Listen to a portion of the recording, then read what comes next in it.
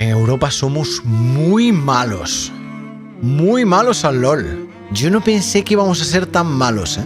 Porque si te pones a pensar en otras veces, realmente Europa malas rachas siempre ha tenido. Aunque normalmente volvíamos más fuertes como Goku o el meme este como del detective de Dexter que está todo el rato sospechando. Ahora la verdad no sé. Porque a ver, si te pones a pensar, en 2024 también fuimos incapaces de salir de grupos, que es lo que nos venía pasando en 2023 y 2024, pero es que en 2015 teníamos 2 semifinalistas. En el MSI 2018, pues fuimos la única región que no fue capaz de ganar un mapa en los playoffs de MSI, pero luego llegamos a la final. Y G2 que dependía del resultado de otros equipos para poder llegar a playoffs. Pero a ver, tiraron a RNG, ¿valió la pena? Y de esto hace ya 10 años. No, a ver, 10 no hace, pero se sienten. Y dicho sea de paso, es un poco estafa. Porque aquel mundial, la verdad, fue de los menos serios. Pero fijaos, incluso siendo objetivos, hay tanta distancia de ahora al mundial de 2018 como de ese mundial a la final de Fnatic. La que ganaron, no la de 2018. Claro, es que si veis los highlights y parecen cutres, es porque lo son. Aquel año colapsaron 80.000 equipos, Katie Rolster se encontró con Invictus Gaming en los cuartos y nos salvó de cocazos. Fnatic llegó a la final ganándole a Cloud9 en semis, pero vamos a ver, seamos serios, ¿eh? Pero bueno, 2 equipos en semis otra vez, oye, que hay que respetar. Y luego ya sabéis todas las batallitas estas de viejos, ¿no? Que con la ayuda de Gargamel nos montamos ahí un roster 2019 que de la leche, otra final para Europa, MSI, no sé qué. Esto es antes del COVID, ¿eh? Toca despertar, gente. Toca despertar. Esto es antes del COVID. Y empiezan a oler a batallitas de viejo. ¡Oh, hell no! Lo último que hicimos en Internacional que no fue lamentable, yo creo que debió ser en 2021 el Bo 5 contra Damwon en el MSI. Y a partir de ahí, top 1 región del mundo en producir excusas. China hace placas solares, Estados Unidos hace burbujas de inversión y Europa fabrica excusas. Después de 4 años sin ganar un mapa en playoffs del Mundial, 2 años que ni hemos salido. Y sacándole a Euro 1 de milagro a Top Esports con un Doctor Mundo guarro. Toca la parte favorita de todos los fans de Europa, el autoengaño. ¿Qué nos ha pasado? ¿Cómo hemos pasado de ser los que compiten con los mejores a competir por no ser los peores? Pues a ver, la excusa evidente son los picos, no los de Copium.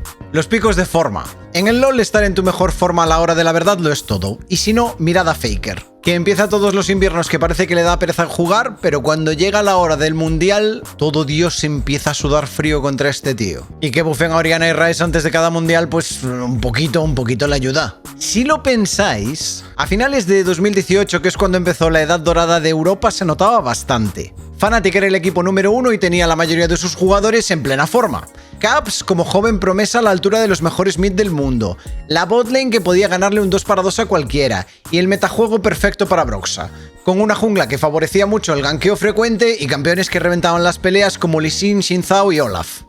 Incluso si pensamos en G2, que casi ni se clasifica a esos Worlds, el G2 de 2018 tenía al mejor Wunder, a Jankos cuando sus mecánicas aún daban miedo, y el pick de Perkz, literalmente top 2 jugador de la historia de Occidente. Por decirlo de otra forma, muchos de los mejores jugadores de nuestra historia entraron en su mejor momento de manera simultánea, como cuando pones un plátano y hace madurar toda la fruta del frutero. Y te prometes que te lo vas a comer antes de ir al gimnasio, pero al final no vas al gimnasio y te quedas jugando solo Go. Ahora estaríamos en la fase donde la pera empieza a echar moscas. Cuando llegó 2019 y G2 formó el super equipo con la incorporación de Caps y Mikyx, Fnatic seguía siendo competitivo porque precisamente sustituyó a Caps por el joven supertalento de Nemesis, que duró siendo un supertalento un año, pero que en aquel año era la leche. Si vais a ver los Fnatic contra G2 de ese año, son una barbaridad aún hoy. Yo los vuelvo a ver de vez en cuando me apetece llorar. Si lo pensáis, si os engañáis,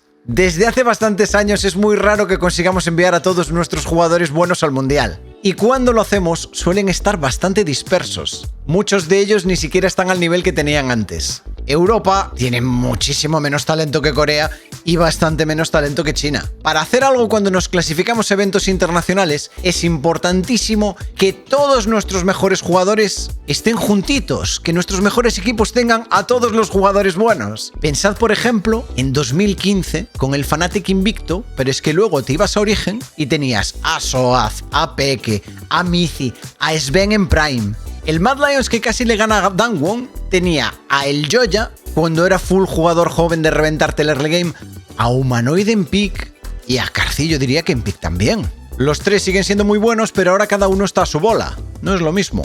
Y esto nos lleva paseando al siguiente punto, que es cómo hemos llegado a esta era de talento tan disperso, con las famosas cláusulas anticompetitivas. No vaya a ser que un buen jugador se vaya a un equipo rival. Y el uso de buyouts astronómicos para garantizarte que te puedes quedar a tus mejores jugadores. De hecho, son muchos los fans que señalan que el problema principal de Europa es que nos peleamos demasiado, y no les falta razón. Mientras que en otras regiones se ayudan en ocultar cosas en scrims y compartir secretos, en Europa parece preocuparnos más que el vecino esté por debajo antes que subir juntos. Vamos a ver. Volvamos a finales de 2020. G2 vuelve a perder contra el que sería el campeón del mundo, esta vez en semifinales, Damwon. Y tras una offseason de rumores, Perkz abandona G2. Obviamente, ¿quién quería a Perkz? Fnatic. Perkz se acabó pirando a NA y seamos sinceros, nunca volvió a ser lo mismo. Pero aún así, llevó a Cloud9 al top 8 en los Worlds en 2021. Ya lo quisiéramos nosotros algunos años. Bueno, pues resulta que una de las cláusulas de venta a Cloud9 era que durante 3 años Perkz no se podía ir a Fnatic. Y obviamente G2 no se lo iba a vender a Fnatic, porque el propio Fnatic salió, dijo que contactó a G2 para la compra y que simplemente nunca le respondieron. So we tried to sign him. Like a lot of people were asking us if we actually did or we couldn't afford this signing. The reality is, as I said, we approached G2 to ask permission to talk to Perkz and see if they were open to start conversations regarding this operation, and we never got an answer from them. Sigamos en 2021, porque este es el año en el que Rekkles está en G2. G2 quiere dejar que Rekkles se vaya, pero piden 1,5 millones de buyout. Y cuando la mayoría de equipos dejan de buscar a DC en la LEC, le bajan el buyout. Pero como le quedaban pocas opciones y ya estaba un poco listo para la época fiestera, pues se fue a K-Corp. 2022, ¡qué casualidad! Ahora es Jankos quien sale de G2. Después de que G2 no entre a top 8 del mundial. El propio Jankos declaró que había 5 equipos interesados en él, pero que no querían pagar el buyout. The biggest problem is buyout. My agent was negotiating with 5 different teams, but most of these teams pulled out when they had a buyout, and all of them were European teams. Yo no digo que no hagas dinero de tus jugadores, si entiendo que las organizaciones son negocios. Lo que no puede ser es dedicarse a sabotear los rosters del año que viene, año tras año, y luego pasarse todos los años llorando de que G2 no tiene nadie contra quien scrimear, o una o la otra. Ya para cuando todo el mundo tenía jungla, pues le bajaron el buyout y Jankos se fue a Heretics. Y esto no es solo G2, porque ya todos sabéis que en 2023 G2 quería al Joya. Caps quería al Joya. Y sí, yo entiendo que para los fans de Koi es una maravillosa noticia que no se lo llevasen. Pero siendo fan de Europa, no haber visto nunca el Joya Caps, duele, ¿eh? O sea, vosotros, todos los fans de Koi, me parece genial, me alegro muchísimo por vosotros. Decidme que un año solo, aunque fuera en 2023, y luego se va a Koi, ¿no os gustaría haber visto, siendo fans del Joya, al Joya con Caps? Anda ya. Y es por esto que podemos citar a Rekkles diciendo que los villanos de Europa están en la propia región. No lo dice por decir. Y es que esto, combinado con la cantidad enorme de jugadores que se pira para Norteamérica, al final nos acaba dejando una región donde los mejores están muy repartidos y muchas veces ni compiten. Recordemos que Team Liquid se llevó a Alphari, que en aquel momento era el mejor top laner de la LEC. Pero es que aquí en Europa estaba en el 10º equipo, haciendo obviamente que no pudiera competir en Worlds. El año siguiente se llevaron a Bwipo, se llevaron a Hansama, se llevaron a Inspired.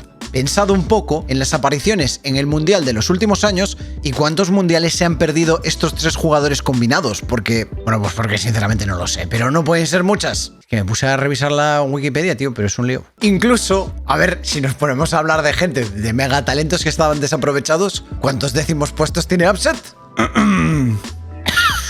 El caso es que ejemplos hay a patadas. Incluso este 2025 pensad en jugadores como Jung o Kaliste, que ya sé que tiene bastantes haters, pero si Caps lo quiere fichar todos los años es por algo. De hecho, la falta de combinación de estas mejores mentes y de rookies increíbles con los veteranos que están al final de su carrera puede que nos lleve al tercer problema importante que tiene Europa, que es que antes nosotros inventábamos el meta y ahora no sabemos ni leer un libro del derecho. Europa inventó la contrajungla. Europa era la mejor región de cambio de líneas. Europa siempre sacaba combos de picks que no tenían ningún sentido pero que funcionaban genial. De hecho, es de esto de lo que los fans hablan cuando dicen que deberíamos jugar nuestro propio estilo, que normalmente se toma como un punto de vista acuñado, pero yo creo que tienen muchísima razón, ojo. Europa siempre ha tenido mucho estilo propio, o al menos cuando éramos buenos. Si os acordáis, por ejemplo, en 2018, una de las maneras en las que Fnatic conseguía ventajas en el mapa era pusheando bot y gankeando medio con Ailey-San. Hoy el LoL es esto, Hoy lo hace todo el mundo. Pero en 2018 lo hacía Fnatic y los llevó a la final. En aquel momento el metajuego era clarísimamente de solo lanes, pero Fnatic campeaba constantemente botlane, abriendo ventanas para que Ailey-San pudiese gankear medio y liberando a Caps por el mapa para que pudiese hacer plays. Nos pusieron por delante metafórica y literalmente. Tantas veces lo demostraron en ese mundial que cuando entrevistaron a Rookie y le preguntaron si tenía miedo de Fnatic en la final, dijo que no, porque lo único que hacía Caps era llamar a su jungla y a su support todo el rato y que él haría lo mismo. El 3-0 nos lo metieron, pero nos tuvieron que copiar. Y hoy en día no se puede entender el LoL del máximo nivel sin entender la influencia de support sobre mid lane, cosa que empezó con Fnatic 2018. En 2019, G2 jugaba un LoL rarísimo, algo que igual no vamos a ver nunca más. Flexeaban absolutamente todo. Entre mid y bot, picks tan famosos como Syndra, Yasuo o Zoe. Mid y top tenían Renekton y Ryze. Mikyx también tenía opciones flexibles como Gragas o Galio, que normalmente no eran supports al uso. Y por supuesto, el famoso quíntuple flex de Pyke, que Riot tuvo que nerfear. Pero no era solo sacar campeones raros o que no supieras a dónde iban, sino que renunciaban muchísimo a los objetivos neutrales para dar mucha ventaja a la sidelane. Y a ver, por tirarle a un soldado caído, hasta Hjarnan con su Heimerdinger se lo tuvieron que banear 5 veces, RNG, y perdieron igual. Y cuando Beryl sacó Heimerdinger bot, ¿qué fue Beryl? Un genio del LoL. Cuando lo hacía Hjarnan, era que no tenía manos. Bueno, a ver, era verdad, pero... a ver, ¿me entendéis? Eso sí, desde entonces, ideas pocas. Por ejemplo, en 2023, G2 dominó Europa con un estilo de juego muy centrado en el early game, sobre todo en botlane.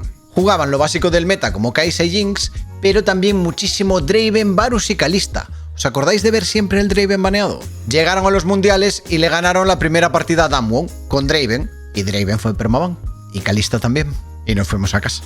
En el MSI de ese año, la idea era darle a Caps picks de apoyo y que pues, Jake fuese el que jugaba carries. De eso igual es mejor no hablar. Si pensáis, por ejemplo, en MDK 2024, que se clasificó al Mundial jugando Rankeds en top y mid y jungla jugando cosas un poquito más supportive, eso en el Mundial desapareció por completo, aunque no fue culpa suya, fue el cambio de líneas coreano. Aunque dicho esto, daba rabia ver a Frescoe jugar el Smolder cuando habían ganado jugando justo al revés. Si os acordáis, FlyQuest llegó al top 8 y llevó a Genji a 5 mapas jugando picks rarísimos, mientras que G2 insistió muchísimo en el metajuego de Nocturne Oriana y la sensación era que parecían peores que cuando jugaban en casa. En 2025 diría que remontó bastante. Por una parte tenemos el Doctor Mundo, que G2 venía jugando desde invierno y que acabaron copiando los mejores equipos coreanos del torneo, con Faker incluso enseñándole a Uner cómo tenía que jugar el clear, y el pick de Anivia, que también fue ganando relevancia según pasaron las semanas. Así que en ese sentido se puede decir que Europa sigue innovando. Yo además pondría mucho valor en el meta a cómo el Yoya jugaba la primera ventana de tempo que hay en el primer clear del game, con adaptaciones muy interesantes como la de invadir a Owner después de los 4 campamentos, aprovechando el crash en segunda oleada de los matchups ganadores de bot, o cuando dejó pasar el cangrejo en el primer clear contra G2 para gankear a Caps en la ventana en la que quería teleportarse de vuelta. Para mí esa ventana de tempo está OP, llevo todo el año con la opinión de que está OP, y aunque los equipos del Mundial no se adaptaron a la idea, sigo pensando que es una idea de vanguardia del macrogame del LoL. De hecho, pudimos ver según avanzó el torneo bastantes más ganks de 3 campamentos de los que habíamos visto durante el split de verano. Y estas jugadas son un uso creativo de la misma ventana. Para mí, Mientras Europa siga intentando encontrar las mejores ideas en lugar de copiar a los mejores, creo que siempre podemos confiar en la vuelta de esta ventaja. Fnatic, no sé, Fnatic es que literalmente el meme del tío este de Bucky que está en el hospital. Y todo esto tiene solución. I'm actually so angry. Yo como fan de Europa os digo de todo corazón, con mi alma siempre amando a la LEC, con mis ojos siempre puestos en el futuro de Europa, que seguramente no.